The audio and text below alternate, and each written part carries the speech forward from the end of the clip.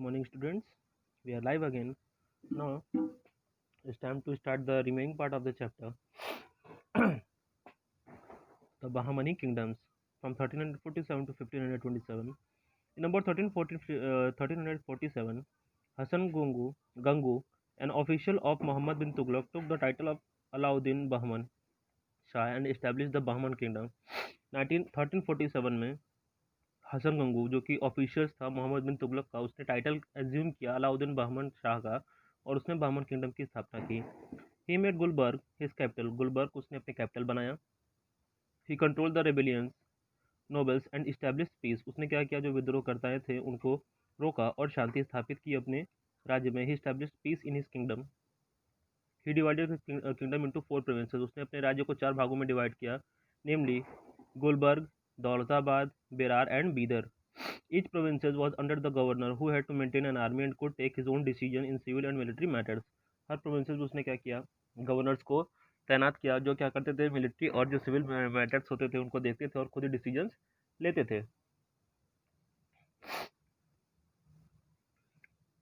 With the conquest of Dabhol, an important port on the western coast, overseas trade prospered.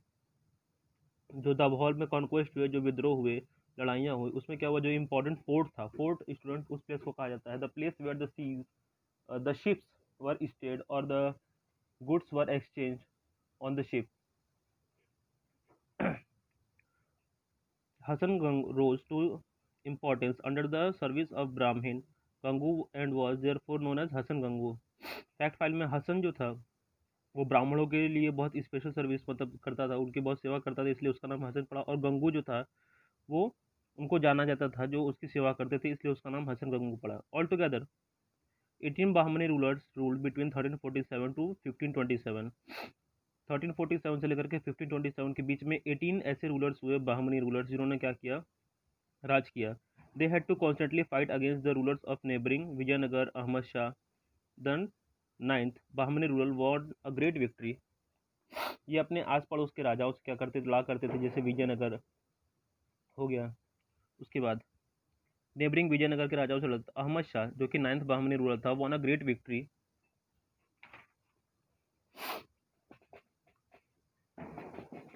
Against Vijayanagar, जिसको विजयनगर के against बहुत बड़ी victory मिली थी। He moved his capital to Bidar, उसने अपनी कैपिटल को कहाँ पर शिफ्ट कर दिया, Bidar. His kingdom was however weakened by the conflict between two groups, the nobles of those who the Deccan and those of Persian, Turkish and Arabian origin. अब इसका जो कैपिटल था वो हालांकि कुछ कमजोर हो गया, क्योंकि इसका जो कैपिटल था वो 2 पार्ट में डिवाइड हो गया। इसके जो नोबल्स थे यानी जो मंत्री थे, जो राजशाही लोग थे, वो 2 पार्ट में डिवाइड हो गए। पहले तो वो लोग जो दक्कन की तरफ से थे और दूसरे वो लोग जो पर्शियन, तुर्किश और अरेबिक ओरिजिन के थे। स्टूडेंट्स आप इस फिगर को देख सकते हैं, इसमें दिखाया जा रहा है कि बाहमनी किंगडम का जो था वो कहाँ से लेकर के कहाँ तक फैला हुआ था। बीदर और गुलबर्ग जो ऑरेंज पार्ट में है वो। Mahmud Gawan was a Persian merchant, Mahmud Gawan एक पर्शियन मर्चेंट था। He came to India and took service with the Bahmani rulers Alauddin second, वो भारत आया था और सर्विस करने, बाहमनी रूलर जो था उसके अंडर में सर्विस करने, अलाउद्दीन सेकेंड की in 1453। After that he acted as a वजीर under the different Bahmani rulers, उसके बाद उसने बहुत सारे बाहमनी रूलर्स के अंडर में वजीर की पोस्ट पर काम भी किया। Under his leadership the kingdom got expanded further, उसके लीडरशिप में किंगडम जो थी वो बहुत तेजी से फैलने लगी, एक्सपेंड होने लगी। He captured Goa and plundered Kanchipuram, उसने गोवा पर भी राज किया और कांचीपुरम पे भी हमला किया। He strengthens the power of the sultan and curb the power of the nobles, उसने क्या किया, सुल्तान की पावर्स को और बढ़ा दिया। He encourage trade and brought prosperity to the kingdom, उसने व्यापार को भी बढ़ाया और राज्य को भी बहुत मान सम्मान दिलाया। He also took some step for the improvement of agriculture, उसने खेती बाड़ी को इम्प्रूव करने के लिए भी कुछ स्टेप्स उठाए। A great pattern of art, he was intolerant of the Hindus, so the Deccan nobles dislike govern and conspired against him. वो आर्ट का बहुत बड़ा प्रेमी था, लेकिन वो हिंदुओं को लेकर के उसका जो बिहेव था वो क्या था, बहुत अच्छा नहीं था। That is why the Deccan nobles dislike govern. As a result he was executed in 1481 by the orders of sultan. Result ये हुआ कि 1481 में उसको क्या कर दिया गया, सुल्तान के ऑर्डर पे उसको फांसी दे दी गई। The glory of the state started decline after the death of Mahmud Gawan. अब जो उस राज्य की जो प्रतिभा थी, जो उसकी ग्लोरी थी, जो उसका मान सम्मान था, वो धीरे धीरे क्या होने लगा, खत्म होने लगा जैसे ही मोहम्मद गवन की मौत हुई। The Bahmani kingdom was divided into 5 independent states, namely Berar, Bijapur, Bidar, Ahmednagar and Golconda by then. अब जो बहामनी किंगडम था वो 5 अलग अलग इंडिपेंडेंट स्टेट्स में डिवाइड हो गया, Bidar, Berar, Bijapur, Ahmednagar and Golconda. These kingdoms were at war among themselves and were later were conquered by the Mughals। ये पांचों किंगडम्स जो थे आपस में, पांचों स्टेट्स आपस में ही लड़ा करते थे और फिर कुछ समय के बाद इन पर मुगलों ने अपना राज कर लिया। Achievements. The Bahmani ruler were able to patronise various fields specially literature, music, art and architecture. Bahmani rulers जो थे वो बहुत पैट्रोनाइज थे, यानी बहुत भक्त थे किन किन चीज़ों के, specially in the field of literature, music, art and architecture. Some of the kingdom's achievement are Bahmani sultans enriched Persian, Arabic and Urdu literature। Bahmani ruler सुल्तान जो थे वो पर्शियन, अरेबिक और उर्दू लिटरेचर में बहुत माहिर थे। They tried to ensure a stable government at the central, provisional and local level. उन्होंने क्या किया, they tried to establish a they tried to ensure a stable government at the central, provincial and local levels. The area emerged as the bedrock of Hindu-Muslim culture. Muslim and Hindu lived in great harmony. Mahmud governed Madras at Bidar was the highest center of the learning and literature. Construction of road, fort and fortification modernized society and promoted agriculture and industries. Socio-economic conditions and ascetic values contributed to the growth of Sufi movements under the Bahmanis. Administration. The Bahmani rulers followed the administrative structure of Delhi sultan. Bahmani rulers जो क्या करते थे, जो भी administrative system चलाते थे वो दिल्ली सुल्तान को देखकर ही फॉलो करते थे, जो उनका चलता था।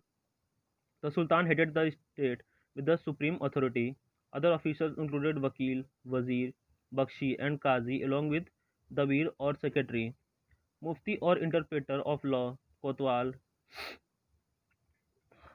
मेहतसीब और censor of public morals and मुइनाज और spies. The Bahmani kingdom was divided into 4 provisional called taraf. Bahmani kingdom जो था वो 4 पार्ट में डिवाइड था, जिसको हम तरफ कहते हैं। दे maintain a strong army of soldiers, Calvary and elephants and new the use of gun powder. उन्होंने क्या की थी, बहुत बड़ी आर्मी मेंटेन की थी, सोल्जर्स की, कैलवेरी की और एलिफेंट्स, और ये भी जानते थे किस तरीके से गन पाउडर का इस्तेमाल होता है। The commander of the army was called Amir ul Umara. The system of justice was very fair. अब कमांडर जो था आर्मी का उसको अमीर उल उमारा कहा जाता था, और जो सिस्टम था इनका जस्टिस का वो बहुत ही फेयर था। Systematic measurement of land for fixing boundaries of the village and towns were undertaken by Mahmud Gawan. By this process the revenue system was streamlined and improved revenue collection of the state.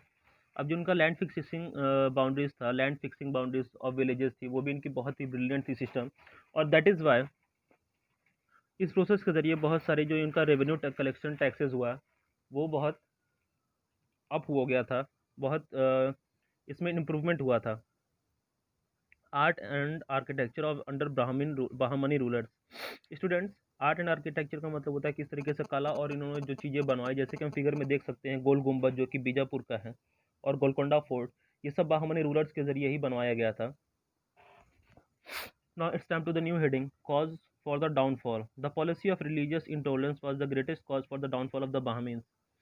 कहा जाता है कि जो religious intolerance यानी जो धार्मिक असहिष्णुता थी इनकी, जो धार्मिक जो रिलीजियस प्रॉब्लम्स थी, ये दूसरे के रिलीजन्स को फेथ नहीं करते थे, उनको रिस्पेक्ट नहीं करते, that is the main reason for the decline of the Bahmani rulers. Constant war with neighbours, लगातार जो इनके अपने पड़ोसियों से लड़ाई होती थी उसको लेकर के। Mutual discord among the nobles, जो लोगों में मतभेद हुआ करते थे वो। Weak successor, the most one is weak successor, यानी जो इनके कमजोर उत्तराधिकारी हुए वो।